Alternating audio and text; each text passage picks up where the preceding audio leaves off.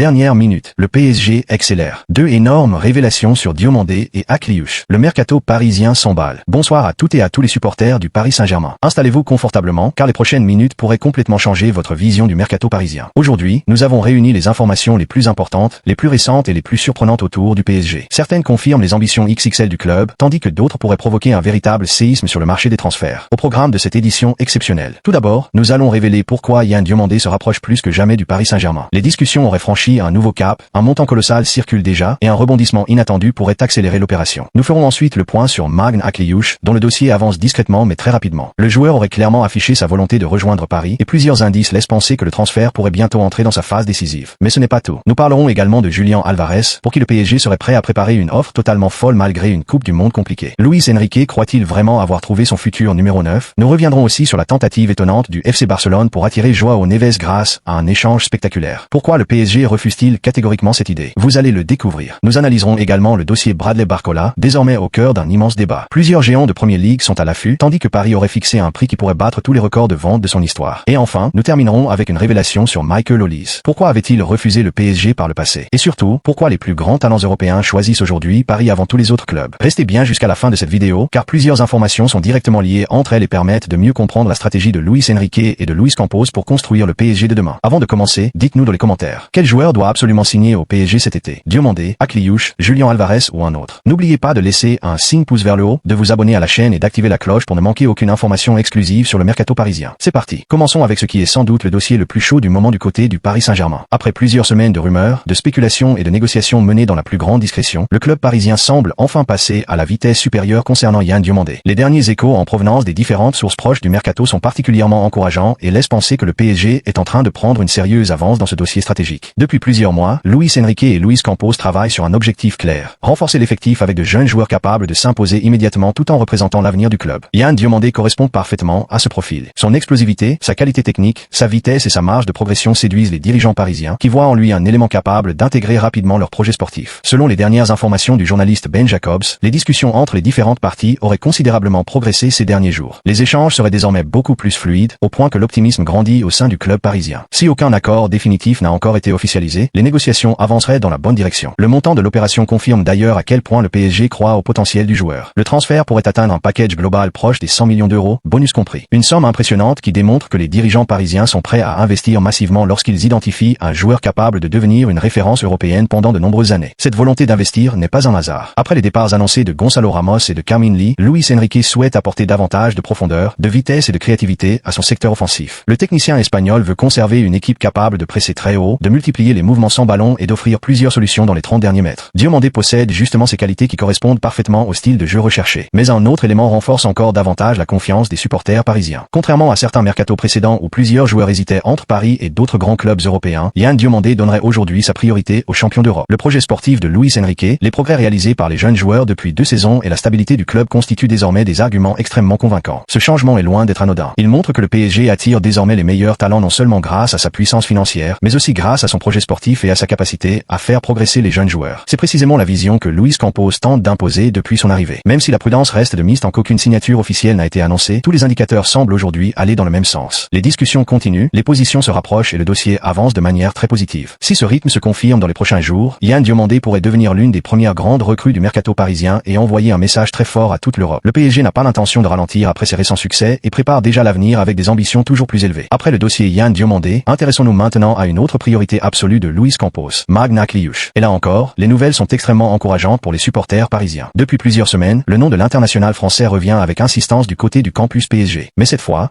les choses semblent avoir franchi un cap décisif. Selon plusieurs sources concordantes, le Paris Saint-Germain est aujourd'hui le grand favori pour s'attacher les services du milieu offensif de l'AS Monaco, devant plusieurs cadors européens, notamment Liverpool. Ce qui renforce encore davantage la confiance du club parisien, c'est la volonté du joueur. Magne Akliouche ne cache plus qu'il est très flatté par l'intérêt du champion d'Europe. Sans confirmer officiellement un accord, il a reconnu que l'intérêt du PSG représentait une formidable reconnaissance et a laissé entendre qu'un départ cet été était bien envisagé, une fois la Coupe du Monde terminée. En interne, Luis Enrique considère Akliouche comme le profil idéal pour renforcer son animation offensive. Polyvalent, capable d'évoluer sur l'aile droite, dans l'axe ou derrière l'attaquant, le Monégasque possède une qualité technique exceptionnelle, une excellente vision du jeu et une capacité à éliminer ses adversaires dans les petits espaces. Des qualités qui correspondent parfaitement au football de possession et de mouvement voulu par l'entraîneur espagnol. Les négociations entre le PSG et l'AS Monaco avanceraient désormais dans la bonne direction. Si aucun montant officiel n'a encore été confirmé, plusieurs médias indiquent que l'opération pourrait finalement coûter moins cher que les exigences formulées par Monaco lors du précédent mercato. Le timing n'est pas un hasard. Avec les départs attendus de Kawin Lee et de Gonzalo Ramos, le PSG souhaite rapidement renforcer son secteur offensif afin que Luis Enrique puisse disposer d'un effectif complet dès la reprise de la préparation estivale.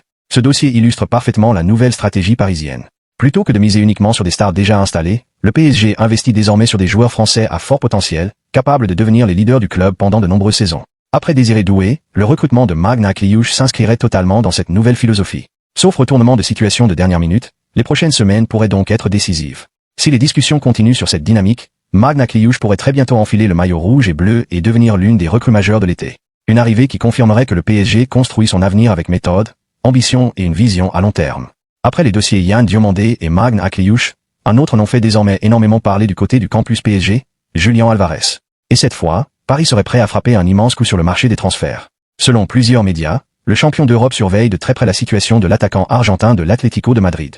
Malgré une Coupe du Monde 2026 compliquée, durant laquelle il n'a pas bénéficié d'un temps de jeu important avec la sélection de Lionel Scaloni, Luis Enrique resterait totalement convaincu par son profil. L'entraîneur espagnol apprécie depuis longtemps les qualités de Julian Alvarez. Son intelligence dans les déplacements, son énorme volume de course, sa capacité à presser les défenseurs adverses et sa polyvalence en font un joueur parfaitement compatible avec le style de jeu que souhaite imposer Luis Enrique. Que ce soit comme avant-centre, deuxième attaquant ou même sur un côté, l'international argentin possède toutes les qualités pour renforcer l'attaque parisienne. Ce dossier prend encore plus d'importance avec les départs attendus de Gonzalo Ramos vers l'AC Milan et de Kawin Lee, qui devraient permettre au PSG de récupérer une enveloppe financière conséquente. Les dirigeants parisiens disposent donc des moyens nécessaires pour réaliser un recrutement de très haut niveau et cherchent un joueur capable d'apporter immédiatement une plus-value offensive. Selon plusieurs sources, le PSG serait prêt à investir jusqu'à 150 millions d'euros pour convaincre l'Atlético de Madrid de céder son attaquant. Une telle opération deviendrait l'un des plus gros transferts de l'histoire du club et enverrait un message très fort à toute l'Europe. Mais le Paris Saint-Germain n'est pas seul sur ce dossier. Le FC Barcelone continue également de suivre Julian Alvarez avec beaucoup d'attention et rêve d'en faire le successeur de Robert Lewandowski. Cependant, les exigences financières de l'Atlético compliquent fortement les négociations, alors que le club madrilène réclamerait lui aussi un montant proche de 150 millions d'euros. Du côté de Madrid, la position reste claire. Julian Alvarez est un joueur majeur du projet sportif et l'Atlético n'envisagera un départ qu'en échange d'une offre exceptionnelle. Le club espagnol ne souhaite pas négocier à la baisse et entend défendre les intérêts de son attaquant jusqu'au bout. Pour le PSG, ce dossier illustre parfaitement les ambitions du mercato 2026. Après avoir ciblé plusieurs jeunes talents prometteurs comme Yann Diomandé et Magne Akliouche, le club parisien pourrait désormais passer à une autre dimension en recrutant un attaquant déjà reconnu au plus haut niveau international. Reste maintenant à savoir si Luis Campos décidera de passer à l'offensive dans les prochains jours. Une chose est certaine, si le PSG dépose réellement une offre de cette ampleur, ce sera l'un des feuilletons les plus suivis de tout le mercato estival. Poursuivons maintenant avec un dossier qui fait beaucoup réagir en Espagne comme en France. Joao Neves. Le jeune milieu portugais, devenu l'un des piliers du Paris Saint-Germain en seulement une saison, attire déjà les plus grands clubs européens. Et parmi eux, un géant semble prêt à tout tenter pour le recruter, le FC Barcelone. Depuis son arrivée à Paris, Joao Neves s'est imposé comme l'un des meilleurs milieux de terrain de sa génération. À seulement 21 ans, il impressionne par sa maturité, son intelligence tactique, sa qualité de passe et son incroyable activité au milieu du terrain. Match après match, il est devenu un élément incontournable du système de Luis Enrique, au point d'être considéré comme totalement intransférable par les dirigeants parisiens. Pourtant, cela n'empêche pas plusieurs grands clubs de rêver à son recrutement. Selon diverses informations relayées ces derniers jours, le FC Barcelone aurait étudié une formule ambitieuse afin de convaincre le PSG. L'idée aurait été de proposer Frenkie de Jong, accompagné d'une importante compensation financière, dans l'espoir de faire changer d'avis les dirigeants parisiens. Une proposition spectaculaire sur le papier, mais qui n'aurait jamais réellement séduit le champion d'Europe. Pourquoi un tel refus? Tout simplement parce que Joao Neves représente aujourd'hui l'avenir du milieu de terrain parisien. Luis Enrique considère le Portugais comme l'un des joueurs les plus importants de son projet. Sa complémentarité avec Vitinha et les autres milieux du PSG constitue l'une des grandes forces de l'équipe, et le club ne souhaite absolument pas casser cet équilibre. Concernant Frenkie de Jong, la situation est également très claire. Si le milieu néerlandais avait longtemps figuré sur les tablettes du PSG il y a plusieurs années, il ne représente plus une priorité aujourd'hui. Son âge, ses blessures récurrentes et le nouveau projet sportif basé sur des joueurs plus jeunes expliquent pourquoi Paris ne semble plus intéressé par cette piste. Autre élément important, Joao Neves vient tout juste de prolonger son engagement avec le Paris Saint-Germain jusqu'en 2030. Ce nouveau contrat traduit la confiance totale que lui accordent les dirigeants ainsi que leur volonté de construire l'équipe autour de lui pour les prochaines saisons. Il s'agit également d'un signal fort envoyé à tous les prétendants européens. Le PSG n'a aucune intention d'ouvrir des négociations pour son numéro 87. Du côté du joueur, aucun signe ne laisse penser à un départ. Joao Neves se sent parfaitement intégré au groupe de Luis Enrique, apprécie le projet sportif parisien et ambitionne de continuer à remporter des trophées sous les couleurs rouges et bleues. Cette stabilité renforce encore davantage la position du club dans ce dossier. Cette affaire démontre une nouvelle fois le changement de dimension du Paris Saint-Germain. Il y a quelques années, les grands clubs européens venaient chercher les meilleures joueurs parisiens avec de réelles chances de succès. Aujourd'hui, la situation est totalement différente. Paris n'est plus un club vendeur lorsqu'il s'agit de ses cadres. Au contraire, ce sont désormais les autres équipes qui se heurtent à la fermeté de la direction parisienne. Sauf énorme retournement de situation, Joao Neves devrait donc rester l'un des visages du nouveau PSG. Malgré l'intérêt persistant du FC Barcelone et d'autres grands clubs européens, le message envoyé par le champion d'Europe est sans ambiguïté. Son jeune maestro portugais n'est tout simplement pas à vendre. Après le feuilleton Joao Neves, place à un autre dossier qui pourrait faire énormément parler dans les prochaines semaines, Bradley Barcola. L'ailier français est aujourd'hui au centre de nombreuses spéculations, et une chose est sûre, si un club souhaite l'arracher au Paris Saint-Germain, il devra casser sa tirelire.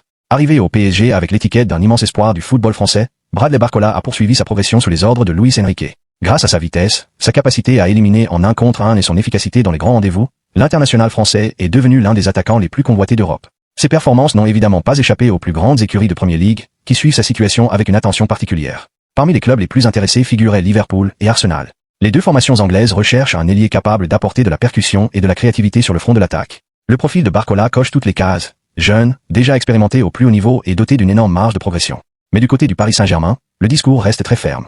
La priorité des dirigeants n'est pas de vendre leur international français, mais bien de le prolonger afin de l'inscrire durablement dans le projet de Luis Enrique. Le technicien espagnol apprécie énormément ses qualités et estime qu'il peut encore franchir un nouveau palier dans les saisons à venir. Toutefois, comme souvent lors d'un mercato estival, rien n'est totalement impossible. Selon plusieurs observateurs proches du club, Bradley Barcola serait attentif aux sollicitations venues d'Angleterre. Sans avoir officiellement demandé son départ, le joueur serait ouvert à l'idée d'étudier certaines propositions, notamment si elles lui garantissent un rôle encore plus important au sein d'un projet sportif ambitieux. La position du PSG est donc très claire. Le club ne souhaite pas ouvrir la porte, mais il existe une condition qui pourrait tout changer. Si une offre totalement exceptionnelle arrivait sur la table des dirigeants parisiens, elle serait au minimum étudiée. Et c'est précisément le montant évoqué qui fait sensation. D'après plusieurs informations relayées ces derniers jours, le Paris Saint-Germain valoriserait Bradley Barcola à plus de 100 millions d'euros. Un chiffre impressionnant qui dépasserait largement le record de la plus grosse vente de l'histoire du club.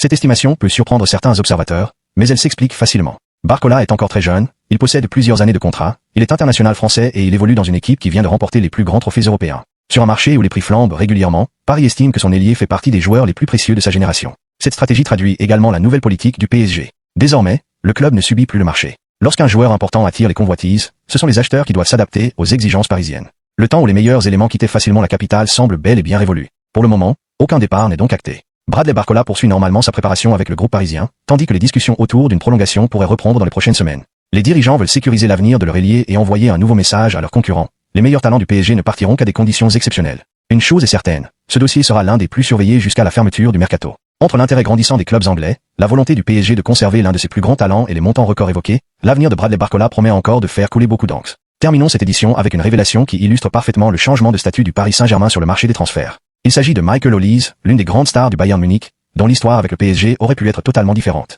Aujourd'hui considéré comme l'un des meilleurs ailiers européens, Michael Olise fait de nouveau partie des joueurs suivis avec attention par plusieurs grands clubs, dont le Paris Saint-Germain. Mais ce que beaucoup ignorent, c'est que le club de la capitale avait déjà tenté de le recruter avant son arrivée en Allemagne. À l'époque, alors qu'il brillait sous les couleurs de Crystal Palace, le PSG faisait partie des prétendants les plus sérieux. Les dirigeants parisiens avaient identifié son immense potentiel et espéraient convaincre l'international français de rejoindre leur nouveau projet. Pourtant, malgré l'intérêt concret de Paris, Michael Olise avait finalement choisi de signer au Bayern Munich, estimant que le club bavarois représentait alors la meilleure étape pour poursuivre sa progression. Ce choix avait été vécu comme une déception par les supporters parisiens. À cette période, plusieurs jeunes talents hésitaient encore à rejoindre le PSG, préférant parfois des clubs considérés comme plus stables sur la scène européenne. Le projet parisien, pourtant ambitieux, peinait encore à convaincre certains joueurs. Mais 2 ans plus tard, le contexte est complètement différent. Lors de l'émission After Foot sur RMC, le journaliste Fabrice Hawkins et le consultant Wally Acherchour ont souligné cette évolution spectaculaire. Selon eux, le Paris Saint-Germain est devenu la destination privilégiée des jeunes talents européens. Là où certains hésitaient auparavant, beaucoup rêvent désormais de travailler sous les ordres de Luis Enrique et d'intégrer une équipe devenue une référence en Europe. L'exemple de Yann Diomandé illustre parfaitement cette nouvelle réalité. Malgré l'intérêt de plusieurs clubs anglais, le jeune talent aurait clairement donné sa préférence au PSG. Magna Kliouche suivrait la même logique, convaincu par le projet sportif parisien et par les progrès réalisés par les jeunes joueurs depuis l'arrivée de Luis Enrique. Pour Wally Acherchour, cette évolution n'a rien d'un hasard. Le travail effectué depuis plusieurs saisons par Luis Campos et Luis Enrique commence à produire ses effets. Les jeunes joueurs constatent que Paris ne recrute plus uniquement des stars confirmées, mais offre également de véritables opportunités de développement aux meilleurs espoirs du football européen. Fabrice Hawkins a d'ailleurs rappelé que Michael Olise n'est pas le seul à avoir préféré un autre club par le passé. Des joueurs comme Robert Lewandowski ou encore Julian Alvarez avaient eux aussi choisi d'autres destinations lorsque le PSG s'était renseigné sur leur situation. Aujourd'hui, la tendance semble s'être inversée. Cette nouvelle image du club constitue un avantage considérable lors des négociations. Lorsqu'un joueur place le PSG en tête de ses priorités, les discussions deviennent souvent plus simples, même face à la concurrence de clubs prestigieux comme Liverpool, Arsenal ou le Bayern Munich. Pour les dirigeants parisiens, cette évolution représente sans doute la plus grande victoire de ces dernières années. Au-delà des trophées remportés, le PSG est désormais perçu comme un club capable de faire progresser les meilleurs jeunes joueurs tout en leur offrant l'opportunité de lutter chaque saison pour les plus grands titres. Le mercato est encore loin d'avoir livré tous ses secrets, mais une chose semble déjà certaine, le Paris Saint-Germain n'attire plus seulement grâce à sa puissance financière. Désormais, c'est son projet sportif, sa stabilité et le travail de Luis Enrique qui séduisent les plus grands talents. Et si cette dynamique se confirme, le PSG pourrait bien continuer à dominer le marché des transferts pendant de nombreuses années. Et voilà pour l'essentiel de l'actualité mercato du Paris Saint-Germain. Comme vous l'avez vu tout au long de cette vidéo, le PSG prépare un été particulièrement ambitieux. Les dossiers Yann Diomandé et Magne Akliouche semblent avancer dans la bonne direction. Julian Alvarez reste une cible de prestige. Le club refuse catégoriquement de laisser partir Joao Neves, tandis que l'avenir de Bradley Barcola continue d'alimenter les débats malgré la volonté des dirigeants de le conserver. Enfin, le cas Michael Olise confirme une chose. Aujourd'hui, le projet sportif du PSG attire de plus en plus les meilleurs jeunes talents européens. Mais comme toujours durant le mercato, tout peut évoluer très rapidement. Une offre de dernière minute, un retournement de situation ou une nouvelle négociation peuvent complètement changer la donne en seulement quelques heures. Nous continuerons donc à suivre toutes ces affaires de très près afin de vous apporter les informations les plus fiables et les plus récentes. Maintenant, c'est à vous de prendre la parole. Selon vous, quelle recrue est la plus importante pour le PSG cet été? Yann Diomandé, Magne Akliouche, Julian Alvarez ou un autre joueur? Pensez-vous que le PSG devrait dépenser 150 millions d'euros pour Julian Alvarez? Ou cet argent serait-il mieux investi sur plusieurs recrues? À votre avis, Bradley Barcola doit-il absolument rester à Paris? Même si un club propose plus de 100 millions d'euros? Quel poste doit être la priorité absolue de Luis Enrique avant la fermeture du mercato? Un attaquant, un milieu de terrain, un défenseur ou un gardien? Expliquez votre choix dans les commentaires. Nous lisons tous vos commentaires avec attention et nous répondons régulièrement aux plus pertinents. Vos analyses rendent chaque débat encore plus passionnant. Si cette vidéo vous a plu, n'oubliez pas de laisser un like, de vous abonner à la chaîne et d'activer la cloche des notifications pour ne manquer aucune exclusivité sur le mercato du PSG, les dernières rumeurs, les annonces officielles et toutes les informations autour du club de la capitale. Merci à toutes et à tous pour votre fidélité. Prenez soin de vous, passez une excellente journée, et on se retrouve très bientôt pour une nouvelle édition 100% PSG. Allez Paris!